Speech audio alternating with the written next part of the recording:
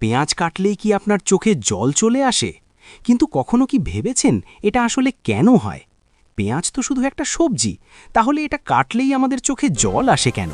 চলুন আজ এই রহস্যের পেছনের মজার বিজ্ঞানটা জেনে নেওয়া যাক।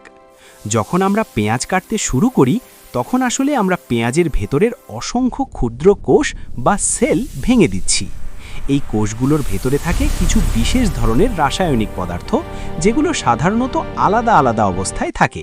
কিন্তু যখন পেঁয়াজ কাটার সময় এই কোষগুলো ভেঙে যায়, তখন সেই আলাদা থাকা রাসায়নিকগুলো একে অপরের সাথে মিশে যায়। এর ফলে একটি রাসায়নিক বিক্রিয়া ঘটে এবং তৈরি হয় একটি গ্যাস, যার নাম সিন প্রোপানেথাইল এস অক্সাইড। এই গ্যাসটি খুব দ্রুত বাতাসের সাথে মিশে আমাদের চোখের দিকে ভেসে আসে। আমরা তা বুঝতে না পারলেও এই গ্যাস নিঃশব্দেই চোখের ভেতরে পৌঁছে যায়। যখন এই গ্যাস আমাদের চোখে পৌঁছায়, তখন এটি চোখের ওপর থাকা জলের সাথে বিক্রিয়া করে একটি হালকা ধরনের অ্যাসিড তৈরি করে। এই অ্যাসিড আমাদের চোখে সামান্য জ্বালা পড়া সৃষ্টি করে। চোখ তখন নিজেকে রক্ষার জন্য দ্রুত প্রতিক্রিয়া দেখায়, আর সেই কারণেই চোখ বেশি করে জল বা টিয়ার্স তৈরি করতে শুরু করে, যাতে সেই জ্বালা ধুয়ে ফেলা যায়। মজার ব্যাপার হলো, পেঁয়াজ আসলে ইচ্ছে করেই এই রাসায়নিক তৈরি করে।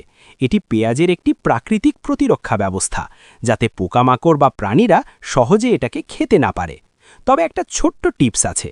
পেঁয়াজ কাটার আগে যদি সেটাকে কিছুক্ষণ ফ্রিজে রাখা হয় বা পানির নিচে কাটা হয়, তাহলে এই গ্যাস কম তৈরি হয় এবং চোখে জলও অনেক কম আসে। তাহলে এখন থেকে পেঁয়াজ কাটার সময় চোখে জল এলে ভয় পাবেন না। মনে রাখবেন, এটা শুধু ঝাঁজ নয়, এটা আসলে রসায়নের একটি ছোট্ট বিজ্ঞান রহস্য। এমন আরও মজার বিজ্ঞান তথ্য প্রতিদিন জানতে এখনই জ্ঞান প্রতিদিন চ্যানেলটি সাবস্ক্রাইব